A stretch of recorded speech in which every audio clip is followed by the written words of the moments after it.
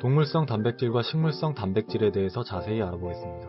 운동을 하는 사람들에게 다른 영양소보다 가장 중요하게 생각하는 영양소는 단연코 단백질입니다. 목표가 체중 감량이던 근육량 증가든 간에 단백질 섭취는 중요한 부분을 차지합니다.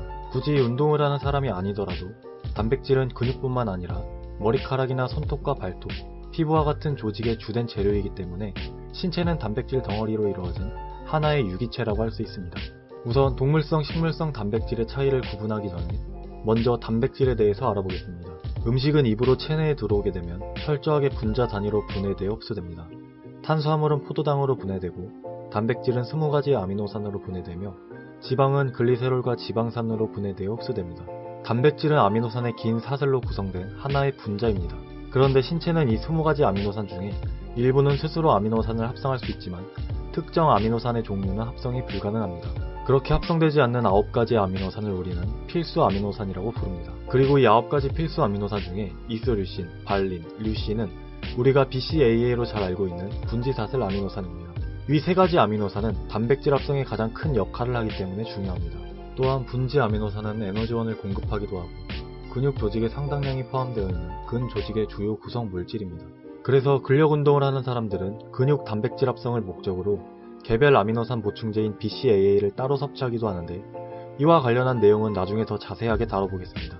어찌됐든 이 9가지의 아미노산은 체내에서 스스로 합성이 불가능하기 때문에 반드시 음식을 통해 섭취해야 합니다. 반대로 신체 내에서 스스로 합성할 수 있는 아미노산을 비필수 아미노산이라고 부릅니다. 위 아미노산들은 필수적이지 않아서 그렇게 부르는 것이 아니라 앞서 설명한 것처럼 단순히 우리 몸이 스스로 생산할 수 있기 때문에 비필수 아미노산이라고 부르는 것입니다. 따라서 신체는 단백질을 합성하기 위해 위 20개의 아미노산이 모두 필요합니다.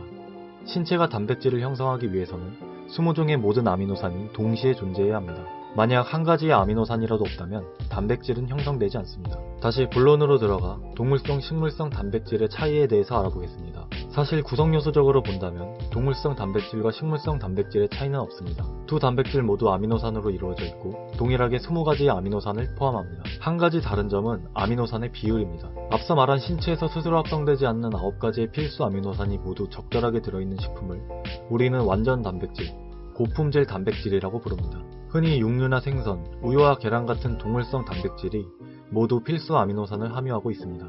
그래서 동물성 단백질을 완전 단백질이라고도 부릅니다. 반대로 한두 가지의 필수 아미노산이 빠져있거나 부족한 식품을 불완전 단백질이라고 부릅니다. 대부분의 식물성 단백질은 필수 아미노산을 모두 포함하고 있지 않습니다.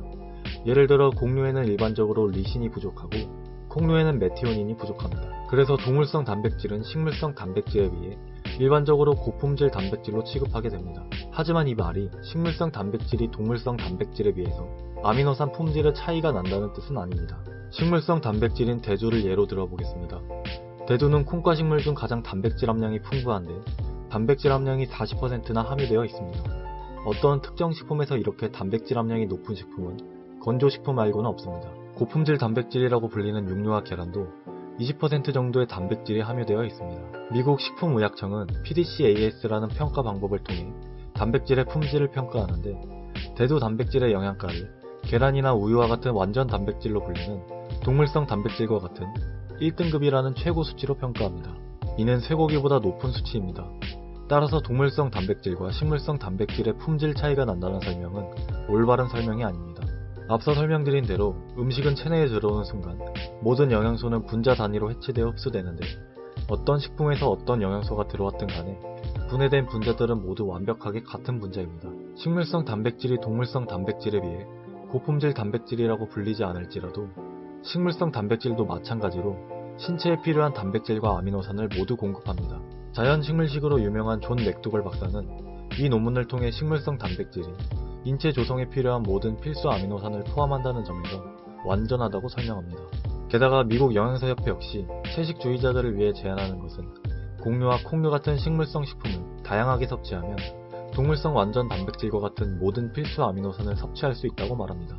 따라서 식물성 단백질, 흔히 우리가 자주 먹는 견과류와 쌀, 콩과 같은 식물성 식품 모두 고품질의 아미노산이 들어있습니다. 우리가 한 가지 식물만 섭취하는 게 아니라면 식물성 단백질에서도 마찬가지로 20가지의 아미노산을 모두 적절하게 공급받을 수 있다는 얘기가 됩니다. 식물성 단백질이 적절한 비율로 섭취된다면 균형 있게 아미노산을 공급받을 수 있습니다. 실제로 단백질의 좋은 원천은 다양성입니다. 따라서 같은 의미의 단백질이 서로 다른 표기에 얹어져 단백질의 위계를 잡는 것은 없어야 합니다. 또한 20가지의 아미노산을 모두 얻기 위해 매 끼니 때마다 단백질 조합을 걱정할 필요는 없습니다. 결국에 단백질은 하루 동안 얼만큼 다양하게 섭취하느냐가 중요합니다. 실제로 미국 영양사협회는 2009년에 하루 동안 섭취하는 다양한 식물성 단백질로 필수 아미노산을 모두 공급받을 수 있다고 발표하기도 했는데, 이는 한 번의 식사에서 굳이 단백질 조합을 걱정할 필요가 없음을 알려줍니다.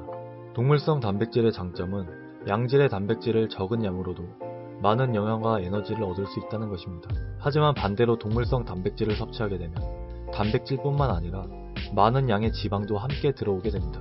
단백질을 얻기 위해 음식을 먹는다면 불필요한 양의 높은 지방이나 탄수화물은 피하는 것이 좋습니다. 이러한 이유로 식물성 단백질은 동물성 단백질을 대체하기 좋은 이유가 되는데, 콩과 같은 식물성 단백질은 포화지방과 나트륨으로부터 동물성 식품에 비해 훨씬 자유롭고 동물성 단백질과 같이 양질의 단백질을 얻을 수 있습니다. 따라서 동물성 단백질이나 식물성 단백질로 나누어 어떤 한 가지 음식으로만 단백질을 섭취할 것이 아니라 양쪽에서 균형 잡힌 식단을 통해 모두 섭취할 수 있도록 노력해야 합니다. 마지막으로 이와 관련한 흥미로운 논문 하나를 소개해 드리겠습니다. 이 논문은 미국 의학협회에 실린 하버드 보건대학원에서 발표한 논문인데 13만 명의 성인을 대상으로 27년간 식생활 습관의 변화를 관찰한 논문입니다. 위 논문의 핵심을 꼽아보자면 이렇습니다. 우리가 이를 섭취하는 총 열량에서 동물성 단백질이 10% 증가할 때 모든 원인으로 인한 사망률이 2% 높았고 심혈관 질환으로 인한 사망 위험은 8% 증가했습니다. 대조적으로 일일 총 열량에서 3%만큼의 식물성 단백질 소비를 증가시키면 모든 원인의 사망 위험이 10% 낮아지고 심혈관 질환의 사망 위험이 12% 감소했습니다.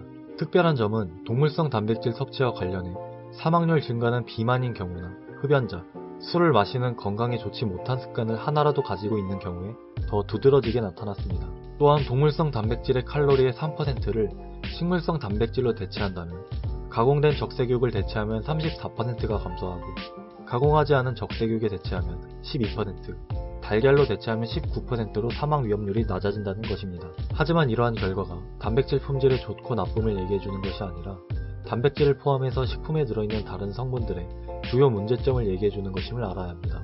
실제로 미국 국립과학 아카데미가 지적한 바는 동물성 식품의 단백질 문제가 아니라 지방의 총량과 포화지방 함유량의 증가, 그리고 숯불과 같이 식품을 만드는 과정에서 발생하는 문제 때문일 것으로 설명합니다. 결론입니다. 동물성 단백질과 식물성 단백질의 차이는 아미노산의 비율에 따라 달라지게 되는데, 신체에서 합성되지 않는 필수 아미노산의 경우 동물성 단백질에 모두 포함되어 있는 반면에 식물성 단백질의 경우 한두 가지의 필수 아미노산이 부족합니다. 하지만 단순히 필수 아미노산의 비율에 따라 완전 단백질과 불완전 단백질로 나누어지는 것이 아미노산 품질에 차이가 난다는 뜻은 아닙니다. 따라서 같은 의미의 단백질을 서로 다른 표기 때문에 단백질의 위계를 잡는 것은 좋지 않은 방법이며, 각각의 식품군 모두에서 균형 있게 단백질을 섭취하는 것이 가장 좋은 방법이라고 할 수 있습니다.